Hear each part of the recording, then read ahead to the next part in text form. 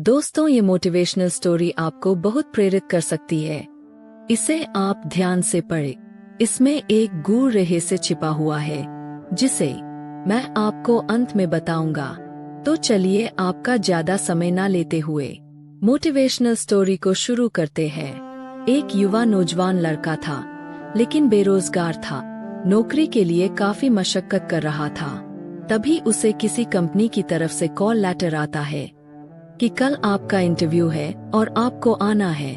अब वो लड़का थोड़ा परेशान हो गया, क्योंकि जिस जगह उसको इंटरव्यू के लिए जाना था वह जगह उसके घर से तकरीबन 50 से 60 किलोमीटर दूर थी, और वह एक बेहद गरीब परिवार से था। इसलिए उसके पास जाने के लिए भी पैसे नहीं थे, लेकिन उसको जाना तो था। नौकरी उसके लिए जरूरी थी। जैसे तैसे उसने 50 रुपयों का बंदोबस्त किया और घर से निकल पड़ा, और वह चौराहे तक पहुंच गए।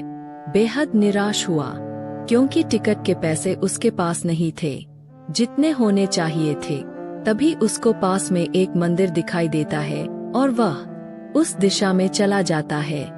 तभी वहां उसकी नजर एक भिखारी पर पड़ती है, लेकिन वह उसको नजरअंदाज कर देता है।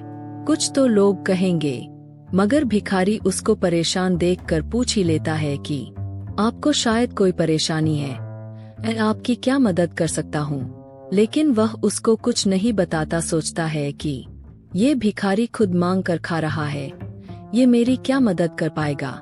लेकिन भिखारी बुजुर्ग था, तो उसके 2 या 3 बार पूछने पर लड़का मजबूर हो गया ये बताने के लिए कि उसको समस्या क्या है।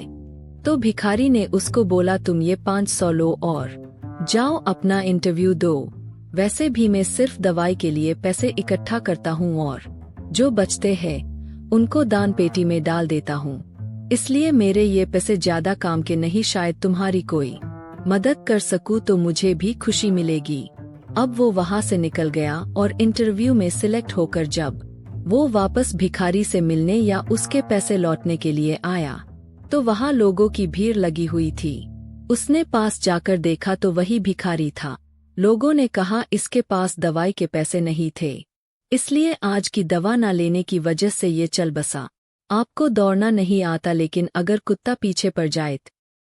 Best motivational story in Hindi for students.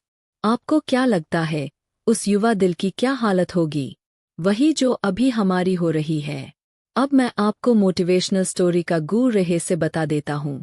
किसी भी काम को करने या किसी भी लक्ष्य को हासिल करने के लिए मार्ग में हजारों कठिनाइयों का सामना करना पड़ेगा। अगर ये सोचकर हम आगे ही ना बढ़े तो, और हो सकता है रास्ते में कोई हो जो हमारी मदद के लिए बैठा हो।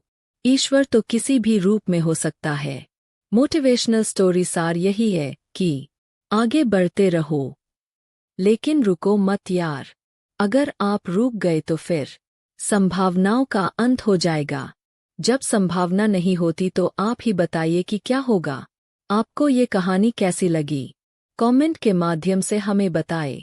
मोटिवेशनल स्टोरी को पढ़ने के लिए और आपका कीमती समय देने के लिए दिल से आपका शुक्रिया।